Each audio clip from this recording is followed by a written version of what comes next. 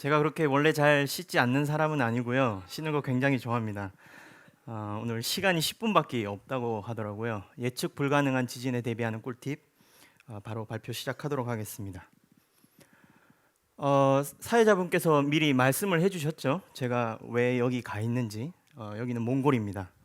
2015년 매년 여름방학 때마다 이런 필드를 다닙니다. 이 연구자들하고 캠핑을 하죠.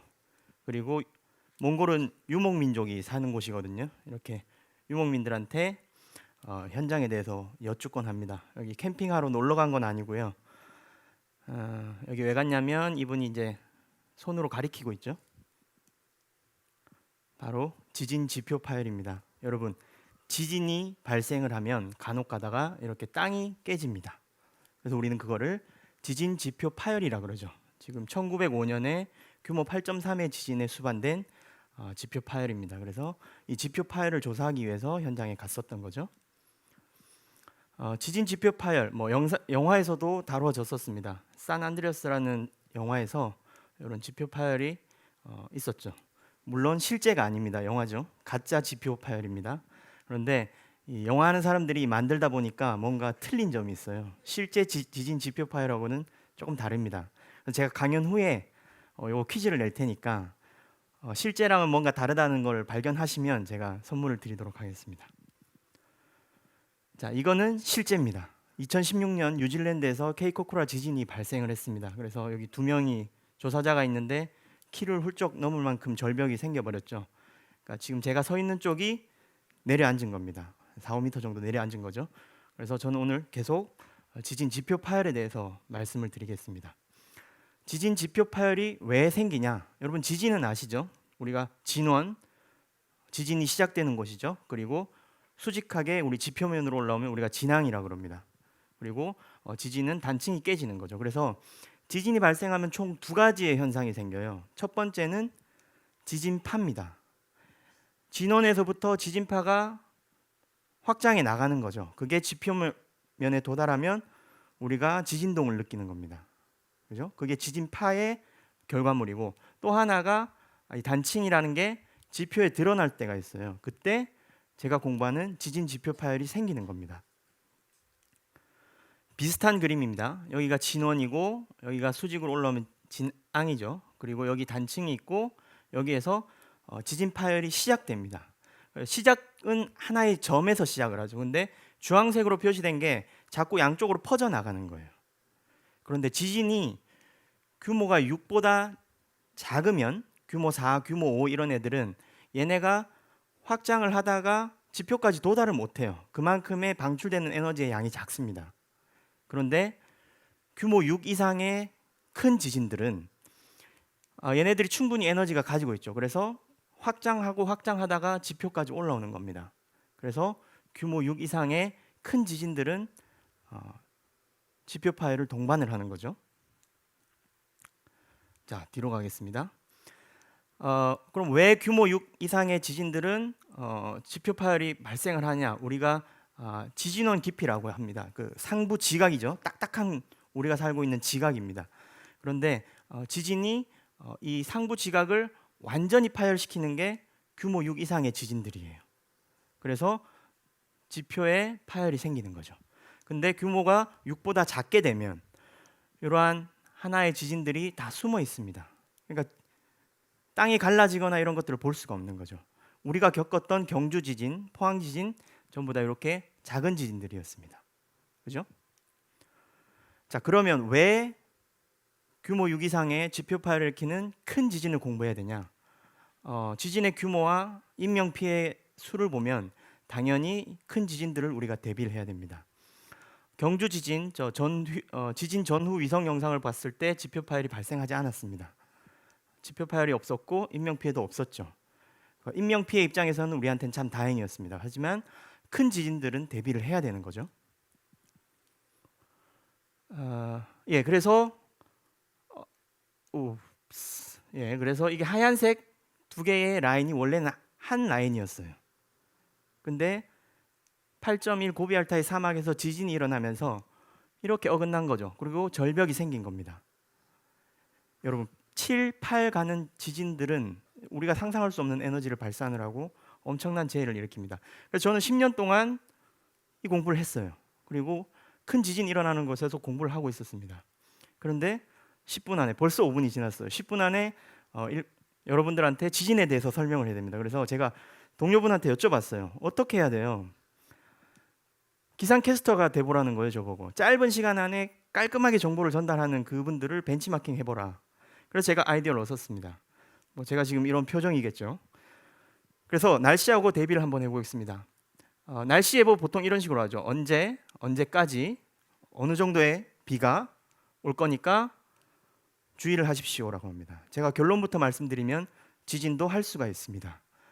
오후 2시 이날 밤까지 사실 이거는 못해요. 지진이 언제 발생할지는 알아낼 수가 없습니다. 그렇지만 규모가 어느 정도 되고 어느 지역에 지진이 일어날 거고 큰 지진들, 그리고 그렇기 때문에 어떻게 대비하십시오라고는 연구자들이 공부를 하면 얘기를 해줄 수가 있어요. 하나의 예를 말씀드리겠습니다. 2002년도에 7.9짜리 지진이 알래스카에서 터졌습니다.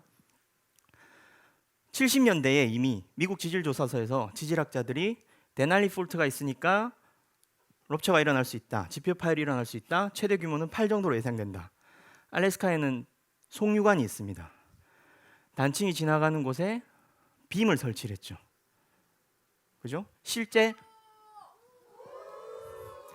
8m의 변이가 일어났습니다. 8m가 어긋났는데 송유관은 그대로 있죠. 지진이 일어나고 난 다음에 즉시 찍은 사진입니다. 대비를 하니까 가능한 거죠. 뉴질랜드로 가보겠습니다. 여기 보시면 지표 파열이 발생했어요. 이 도로가 원래 하나의 도로였습니다. 일직선 도로. 약 10m 정도가 어긋났죠. 여기 주택이 하나 있습니다. 여기 있던 사람들은 어떻게 됐을까요? 살아났습니다. 이 사람들이 집을 지을 때 여기에는 위험한 곳이라는 걸 알고 있었기 때문에 여기 빔을 하나 설치를 했죠. 그래서 까맣게 나타난 게 이 빔입니다. 빔은 10m 정도 어긋나 있습니다. 근데 사람들이 살고 있던 집은 약간 회전만 했지 살아남을 수 있었던 거죠. 그렇기 때문에 우리가 얼마 큰 지진 이런 것들을 제공을 할 수 있다는 걸 말씀을 드리는 겁니다. 자, 그러면 어떻게 그런 정보를 알아낼 수 있냐? 정답은 하나입니다. 고지진입니다. 옛날에 있었던 지진들의 기록을 찾아서 미래를 예측하는 겁니다. 지질학의 대원칙이죠. 고지진에는 지진계가 획득한 지진, 그 다음에 역사서에 기록되어 있는 지진, 그 다음에 지표 지질에 기록되어 있는 지진들이 있습니다. 우리나라 같은 경우에 지진계 관측된 게 한 40년 정도밖에 안 돼요. 2분 남았습니다. 네, 열심히 한번 해보겠습니다. 역사 지진 우리나라 한 2000년 정도의 길을 가지고 있어요. 근데 아까 제가 말씀드렸던 몽골 같은 경우에 재발 주기가 3000년입니다. 그러니까 얘네들 가지고는 모르죠. 그래서 지표 지질을 조사하는 겁니다. 그래서 저 같은 사람을 지진 지질학자, 고지진학자라고 얘기를 하는 거죠. 지진이 왜 발생을 하냐? 1906년 샌프란시스코 지진 때문에 알게 됐는데요. 울타리가 원래 일직선이었어요. 근데 여기에 지각판의 이동에 의해서 힘이 누적이 되죠. 우리가 모르고 있다가 어느 순간 지진으로 인해서 그 에너지가 발산이 되는 겁니다. 그죠? 아까 영화에서 나왔던 산안드레아스 폴트를 단층을 따라서 나왔죠. 한 7m 정도입니다. 7m. 여기 한번 보실게요. 같은 산안드레아스 단층입니다. 여기 오는 하천 보이시죠? 얘가 이까지 135m 어긋나 있어요.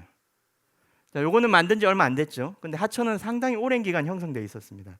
그만큼 많은 지진들을 가지고 있는 거죠. 135m랑 7m를 환산해 보면 한 20번 정도의 이런 큰 지진이 있었던 겁니다. 자, 포인트는 뭐냐면 지진은 일어났던 곳에서 또 일어납니다. 그렇기 때문에 고지진을 보면 미래를 알 수 있는 거죠. 그래서 우리가 지진을 자주 일으키는 단층을 활성단층이라 하고 활성단층을 찾는 연구를 하는 겁니다. 6.5 이탈리아 지진이 일어났었죠. 1m 정도 어긋났습니다. 정확히 새롭게 노출된 게 딱 나오죠. 자, 빨간색으로 표현된 거는 이전에 이런 현상들이 몇 번 더 있었다는 걸 얘기하는 겁니다. 그래서 활성단층을 찾아야 되는 거죠. 자, 어떤 증거들을 남기냐? 지형학적인 증거를 남깁니다. 이렇게 어긋나 있죠. 산안드레아스 단층이고, 이러한 지형학적인 증거를 가지고 단층이 어디 있는지를 알 수가 있고, 우리가 서로 다른 지형면을 가지고 평균 변이율을 구할 수 있어요. 그러니까 얘네들이 퇴적된 시기를 가지고 1년에 평균 몇 밀리미터 움직인다라는 걸 환산할 수 있습니다. 이게 나중에 다 쓰이게 되죠. 그리고 두 번째 증거가 층서입니다. 단층대를 가서 저희가 포크레인으로 굴착을 하죠. 그리고 그 굴착에서 나오는 단면을 봅니다. 그러면 이러한 층들이 나와요. 그럼 아래 노란 층들이 단층 절단돼 있고 그 위에 회색 층은 절단되어 있지 않죠. 그럼 저희가 여기 두 개에서 샘플링을 해서 시기를 측정합니다. 퇴적층이 형성된 시기. 그러면 이 지진은 있었던 시기를 추론을 할 수가 있는 거죠. 이스라엘에 있는 사해 단층입니다. 8m, 4m 정도 트렌치를 해서 찾아낸 게 18번의 지진을 찾아냈어요. 방금 같은 이 심플한 원리를 가지고. 자, 그래서 특정 단층을 가지고 우리가 공간적인 정보, 시간적인 정보를 가지면 많은 정보들을 축적을 할 수가 있고 이를 바탕으로 해서 실제 예보를 하는 거죠. 이거는 캘리포니아에 있는 산안드레아스 단층대인데 30년 내에 이러한 규모의 지진들이 얼마나 일어날지를 예측하는 그런 프로그램입니다. 제가 시간이 너무 아쉬운데요.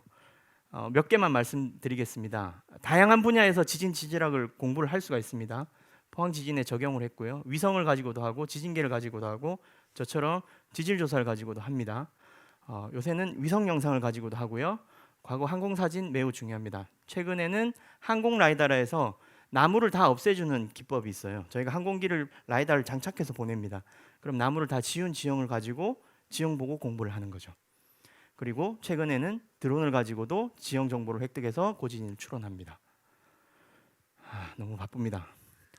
경주 지진 이전에 1900년도부터 현재까지 경주 지진 이전에 우리나라에 5.5 이상의 지진이 없었습니다. 그래서 우리나라 사람들은 안전하다고 생각을 했었죠. 그런데 삼국사기나 이런 역사 지진에 보면 6.5 이상의 지진들이 추정되는 그런 지진들이 기록이 되어 있습니다. 우리나라에도 그런 것들이 있었죠. 그리고 마지막으로 보여드릴 게 우리나라에도 이러한 지표 지질이 잘려 있는 거. 이 퇴적층이 형성되고 나서 여기 사람입니다. 한 20m 정도가 올라갔죠. 20m면 절대 한 번의 지진으로 올라갈 수 없는 거리입니다. 반복적으로 지진이 있었다는 거죠. 그래서 한국에 와서 지금 우리나라의 활성 단층 분포가 어떻게 돼 있고 얘네들의 재발 주기는 얼마가 되어 있고 이런 연구를 하고 있습니다. 예, 그래서 꿀팁은 지질학자와 함께 활성 단층하고 고지진 연구를 하는 것입니다. 이상으로 발표를 마치겠습니다.